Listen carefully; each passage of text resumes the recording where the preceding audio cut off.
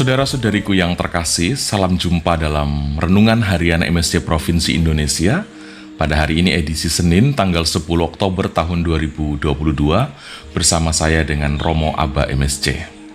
Dalam renungan kali ini saya ingin mengajak Anda semua untuk sedikit merenungkan menyangkut kata-kata Yesus seputar tanda Nabi Yunus yang ia berikan. Apa itu yang dimaksud dengan tanda Nabi Yunus? Nah, saudara-saudariku, ada banyak hal yang telah dilakukan oleh Yesus, mulai dari menyembuhkan orang, menghidupkan orang mati, berkhotbah dengan penuh karisma, membuat mujizat-mujizat yang sangat mengagumkan dan memukau. Namun hal-hal itu tidak serta-merta membuat orang mengakui, menerima, atau mengikuti dia. Saya secara pribadi belajar dari hal ini bahwa hal-hal yang mengagumkan dan memukau itu tidak serta-merta dapat segera dihubungkan dengan pernyataan bahwa orang yang bersangkutan itu memiliki relasi yang khusus dengan Allah. Jangan begitu cepat menerima atau menyatakan bahwa ketika ada orang yang mampu membuat hal-hal besar, bahwa orang itu pasti memiliki hubungan khusus dengan Allah, dia pasti sangat beriman, dan sebagainya. Ukuran dari beriman itu ternyata bukan dari hal-hal memukau yang bisa diperlihatkan. Nah, saudara-saudariku terkasih, pengakuan bahwa Yesus itu memiliki hubungan yang khusus dengan Allah, dengan Bapa, justru muncul dalam pengalaman salib. Nah, ini yang unik. Bagaimana Yesus menapaki momen sengsara sampai pada kematiannya, itu justru menjadi penegas mengenai hubungannya dengan Bapa yang tidak terpisahkan.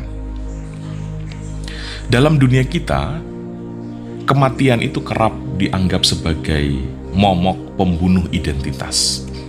Kematian kerap dilihat sebagai akhir dari segala-galanya. Banyak orang berjuang keras untuk menghindari kematian dan mengejar keabadian. Banyak orang bila perlu melarikan diri, bila perlu menipu, bila perlu melukai, menyerang, bila perlu membunuh, menghabisi, demi menolak kematian.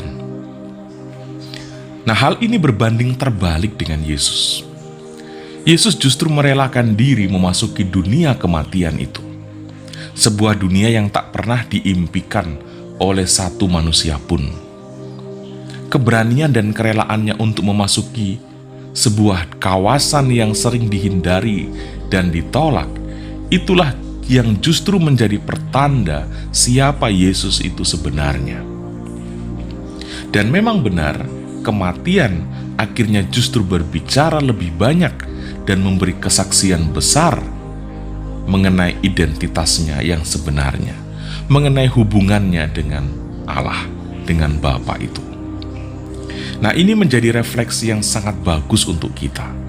Yang pertama, kita belajar kemuliaan dan kebesaran seseorang itu bukan dilihat dari seberapa kuat seseorang itu mempertahankan diri, seberapa mampu dia membela diri, tetapi justru diukur dan dilihat dari seberapa besar seseorang itu mengorbankan diri, mempersembahkan diri. Kebesaran seseorang itu justru terukur dari seberapa besar ia berkorban dan mempersembahkan diri. Diukur juga dari seberapa besar dia berani memasuki kawasan yang kerap dihindari dan ditolak oleh orang-orang pada umumnya.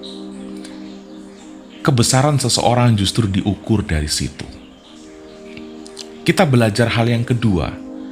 Kalau ahli Taurat dan orang Farisi menuntut tanda dari Yesus, maka Yesus akan memberikan tanda, tetapi bukan tanda dari manusia yang bersifat atau berupa sertifikat atau ijazah, berupa sekumpulan pasukan militer pertahanan, berupa kemampuan-kemampuan penyembuhan, berupa kata-kata yang menakjubkan, pesona, daya tarik, dan lain-lain.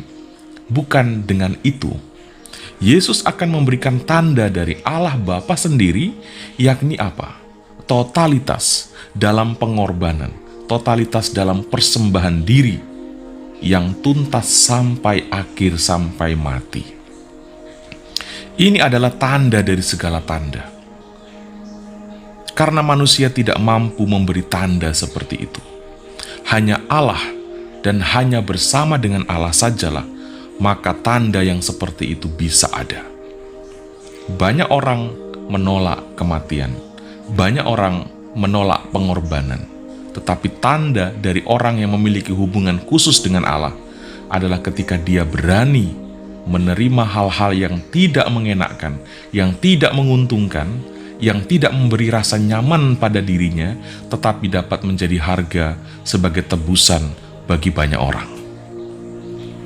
Nah, kita belajar hal yang ketiga, hanya ketika kita ada dalam kesatuan dan kebersamaan dengan Allah saja, maka pengorbanan dan persembahan diri yang total dan tuntas akan mungkin kita lakukan.